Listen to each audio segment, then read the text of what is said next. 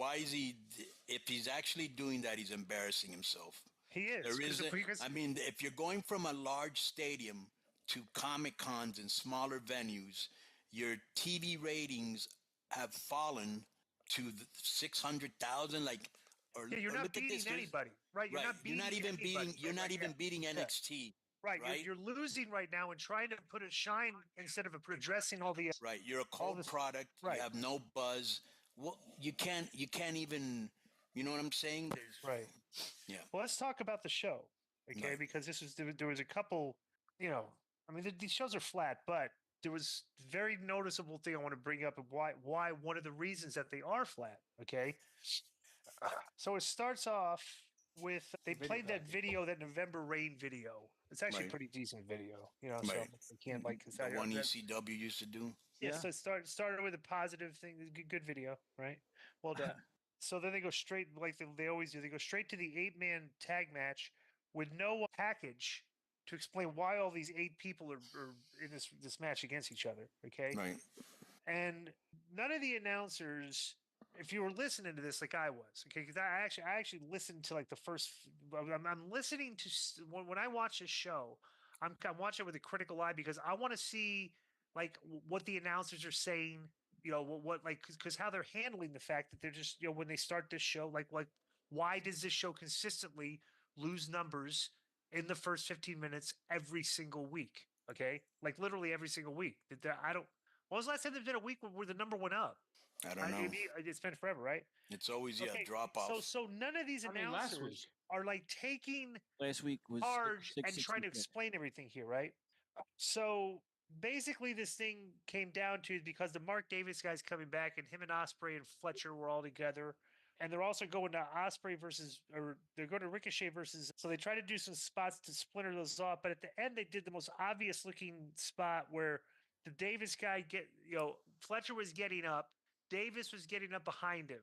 Okay. And then the camera shot, you could just clearly see, okay, they're setting up the spot where he's going to run at him and he's going to duck and he's going to hit the other guy. And they didn't really do it that well because, like what I say, like when you throw a clothesline at a guy in the ring and it's a missed clothesline, the guy's going to duck it. You should always throw it like you're trying to take the guy's head off. Right. If he doesn't duck and forgets the spot that's on him. But you have to make it look like you're trying to kill the guy to make it look realistic, right? Ospreay wasn't really aiming at Fletcher. He just ran and just they actually could make like a storyline out of it because he just went straight at it and just clobbered the Davis guy because Fletcher ducked, and the timing made it look like he just hit Davis on purpose. In my opinion, that's the way it was executed.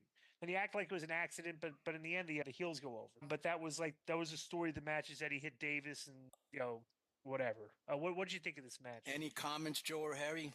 I mean, I thought the match was pretty good. I enjoyed the match. The finish, I understand why they did it, and I got a feeling that Mark Davis is going to turn on Ospreay and join the Don Callis family. But you had stories that intertwined right there with Ricochet and Ospreay, but you also had what's that word? Intertwined. Intertwined. Sorry. Intermingled. There you go. Intertwined. Yes. I mixed both words right there and made it one. But what I meant is you could see the same thing. Ospreay against Takeshita. He's the guy that beat Ospreay for the championship. And you had Hobbs coming back, but it's just too much at the same time, man, and too soon. You weren't here, Conan, but when they brought back Powerhouse Hobbs, they try to explain, his contract with the Don Callis family just expired, so now he can tag team with Ricochet against the Don Callis family. I'm like, crap, I watch AEW every week. I didn't even remember that. Right. It's like you comment on this? The action, but the action was good. The storytelling, they could have done better. All right, so I hadn't seen the show in 6 weeks. Let me tell you what stuck out to me immediately. How low budget the show looks with all this money they're making and getting, and they're going to be the most profitable thing. It looks like next year. Well, they have money this year too. And the guy's worth $8 billion. Let's not forget that. Yeah. Right. So, like when I look at Impact looks way better and it's a better show. But anyways, starting with the lighting looks low rent. The set looks low rent. Just looks like an indie promotion. But going back to the show, I thought the first match was good because that's the type of match I like, a lot of action. And they're kind of going back to the formula when they first started, 5 against 5, 4 against 4. Ospreay had a good hot tag. I hadn't seen Hobbs in a while, so I was like wondering when did he come back? You know, he got a hot tag and went off. Takeshita won. I guess they're trying to push him, but he doesn't really come off like a star. And the worst part is they didn't announce Takeshita versus Ospreay after this match. They waited until like Takeshita versus Ricochet. Sorry, Takeshita against Ricochet in the show.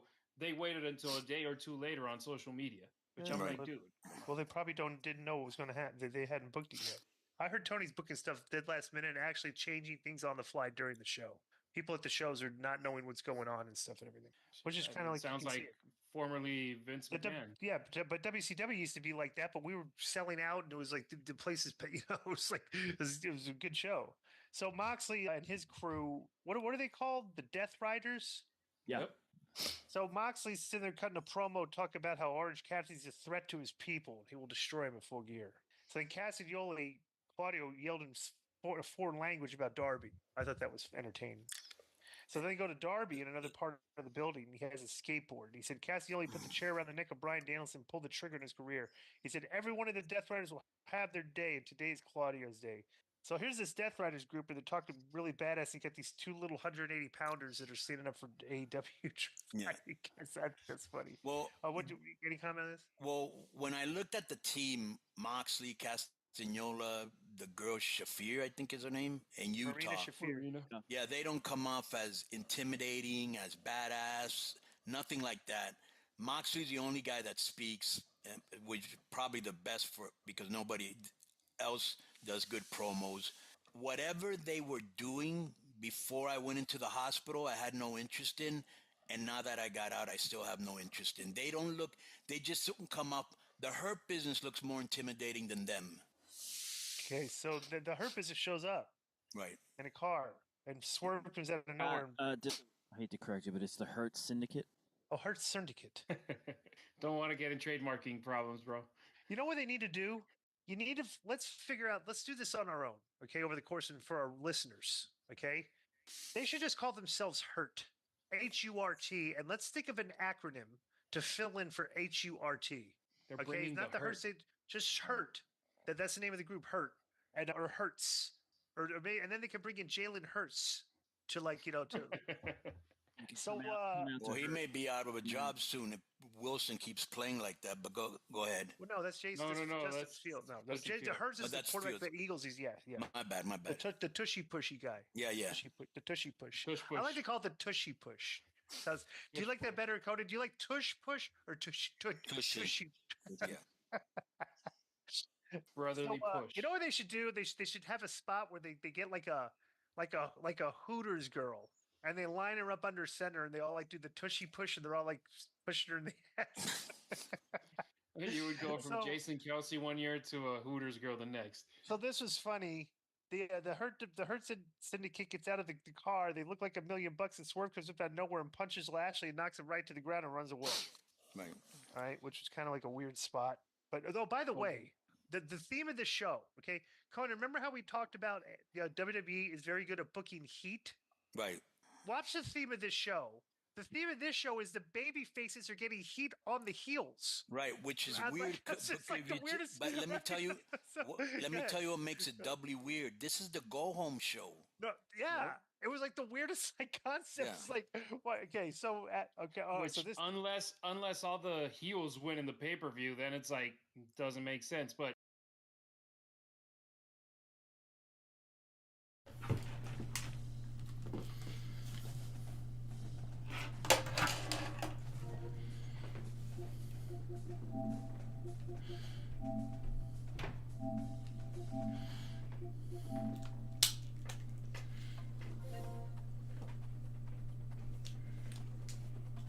Hi.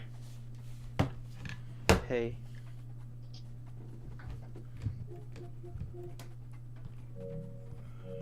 What's your name? Jay. What's yours? Your acronym. Huh? What do you go by? I go by Jay. A they? Them? Two-Spirit. No. Yes. Where are you guys from? I'm from where you're from.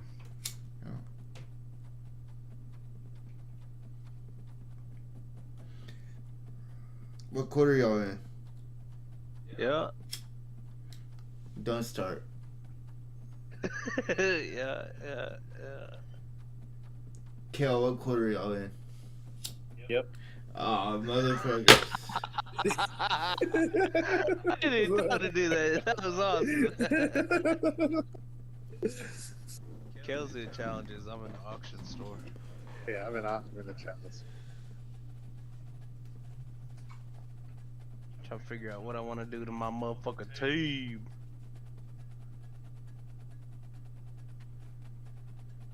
That didn't count as a stick.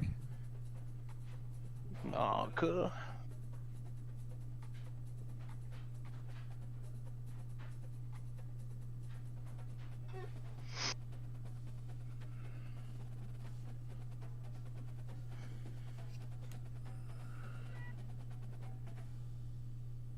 Holy shit, they put Calvin Johnson in this game?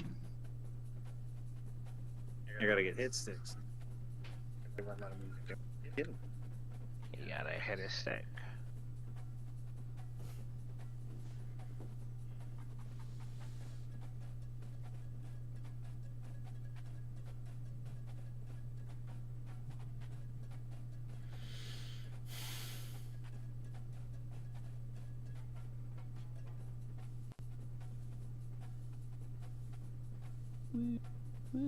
Wee.